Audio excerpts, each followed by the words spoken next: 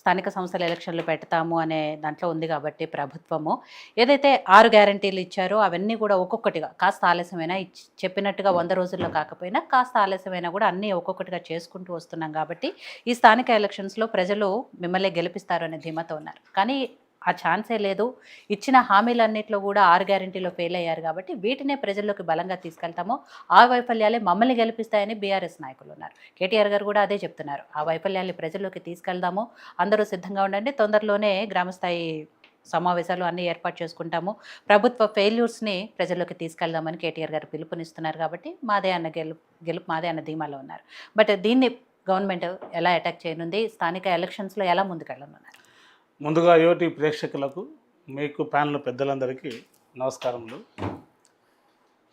చాలా కాలం నుంచి కూడా స్థానిక ఎన్నికలు రావాలన్నది అందరూ చూస్తున్నారు. జెడ్పీటీసీ కానీ, ఎంపీటీసీ కానీ, సర్పంచులు కానీ. దీనికి సంబంధించి కూడా గత నెలలో మరి కోర్టు కూడా సెప్టెంబర్ 30 లోపల పెట్టాలని కోర్టు కూడా ఆదేశాలు జారీ చేయడం, దీన్ని కూడా పురస్కరించుకొని మరి ఎన్నికల కమిషన్ కూడా ఆ నోటిఫికేషన్ ఈ నెలలో ఇస్తుందని ఒక ఆశాభావంతో ఉన్న నేపథ్యంలో మరి అన్ని పార్టీలుగా సిద్ధమవుతున్నటువంటి సందర్భం. దీనిలో భాగంగా మా పార్టీ కాంగ్రెస్ పార్టీ కూడా మరి ముందుగానే మేము అనుకున్నట్లు 42% మరి బీసీలకు అంతకుముందుకు మరి ఏదైతే చేవెళ్ళే డిక్లరేషన్లో మరి ఎస్సీ వర్గీకరణ చేయాలనేటువంటి ఆలోచనతో ఉన్నప్పుడు మరి దేశంలోనే 29 రాష్ట్రాలు ఎవ్వరు చేయని విధంగా గౌరవ ముఖ్యమంత్రి వర్యులు రేవంత్ రెడ్డి గారు మరి ఒక అడుగు ముందుకేసి మరి ఎస్సీ వర్గీకరణను ఏబీసీలుగా చేయడం, దాన్ని చట్టబద్ధ తీసుకురావడం జరిగింది. కాబట్టి ఒక ప్రజల లోపల ఒక విశ్వాసంతోనే ముందుకెళ్తున్న పరిస్థితి. మరి 6 గ్యారంటీలు కావచ్చు, మిగతా పథకాలు కావచ్చు, అవి అంచెలంచెలుగా దాపదాపాలుగా తీసుకొస్తున్న తరుణం. సన్నబియ్యం మీరు చూశారు. సన్నబియ్యం లాంటిది కూడా అందరికీ అందే విధంగా సన్నబియ్యము మరి పేదవారికి అందే విధంగా కూడా గతంలో కేవలం కొంతమందికి అందేది సన్నబియ్యం. కానీ ఈరోజు మాత్రం పేదవారికి మరి తెల్లరేషగా ఉన్నటువంటి ప్రతి ఒక్కరు కూడా మరి సన్నబియ్యాన్ని ఏర్పాటు చేయడం కూడా జరుగుతున్న సందర్భం. మరి రైతు బంధు కూడా మొన్న 9,000 కోట్ల రైతు బంధు కూడా ఇవ్వడం జరిగింది. అదేవిధంగా 42% రిజర్వేషన్ బీసీలకు ముఖ్యంగా అఫిడవిట్తో పాటు 9 ఆర్టికల్ ప్రకారం చేయాలని ఒక ఆలోచన.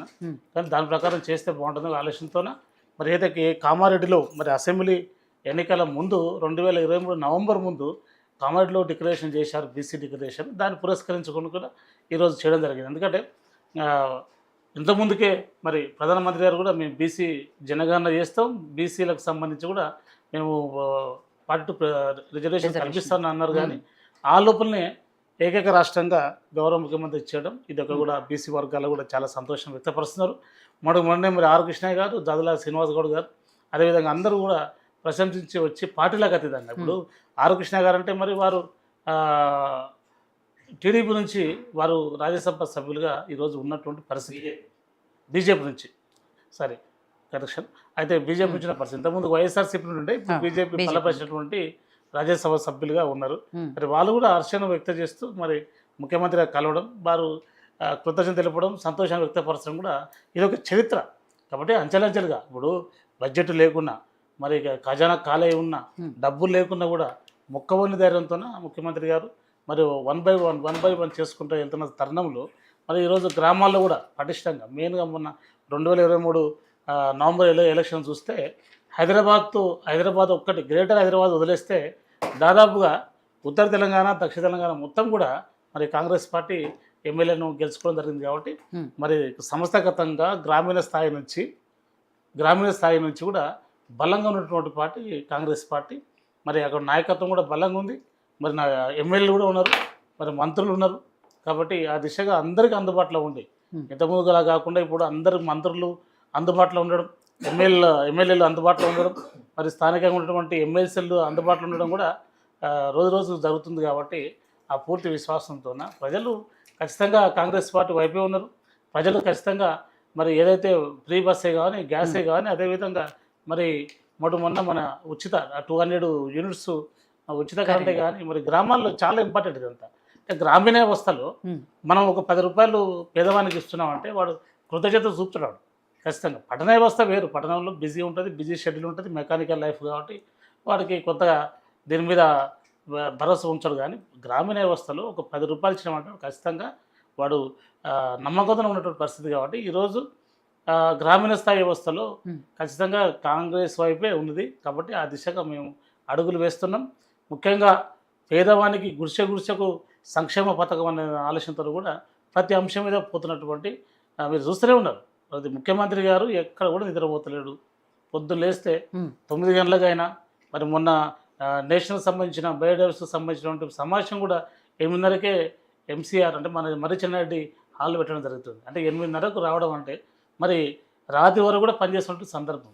మంత్రులు చూడండి, శ్రీధర్బాబు గారు మిగతా మంత్రులు కూడా అందరూ కష్టపడుతున్నటువంటి పరిస్థితి. ఉమ్, కాబట్టి ఎవరికి వారు పనిచేస్తున్నారు. ఎవరి వారికి కూడా సంక్షేమ ఫలాలు అందే విధంగా పనిచేస్తున్నారు. రేషన్ కార్డులు చూడండి, 10 ఏళ్ళకే రేషన్ కార్డు లేవు మేడం.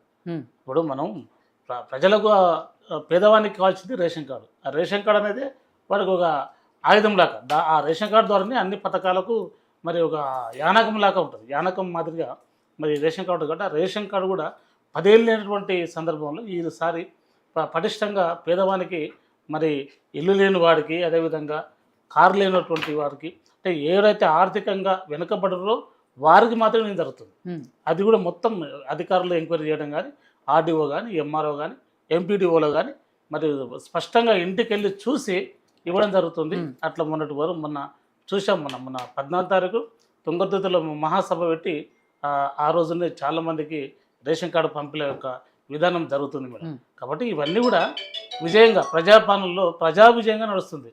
కాబట్టి ఇది ప్రజా విజయంగా నడుస్తుంది కాబట్టి పూర్తి విశ్వాసంతో మేము ముందుకెళ్తున్నాం. మమ్మల్ని గెలిపిస్తాను ఒక ఆలోచన ఉంది.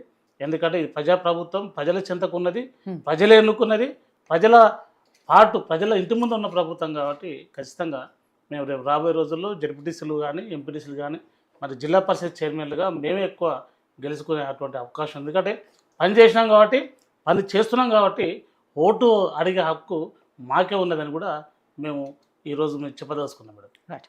సో రామరెడ్డి గారు, కాంగ్రెస్ ప్రభుత్వం ఏర్పడ్డాక ఏమేం చేశారు, ప్రజలు ఎందుకు ఎంపీటీసీ, జెడ్పీటీసీ అలాగే సర్పంచ్లు మాకు ఎక్కువ సీట్లు ఇవ్వాలి అనే దానికి కారణాలు ఇప్పటివరకు రాములు గారు చెప్పుకుంటూ వచ్చారు. ఇక్కడ 9.5 ఏళ్లలో బీఆర్ఎస్ పాలన చూశారు. ఈ 18 నెలల నుంచి కాంగ్రెస్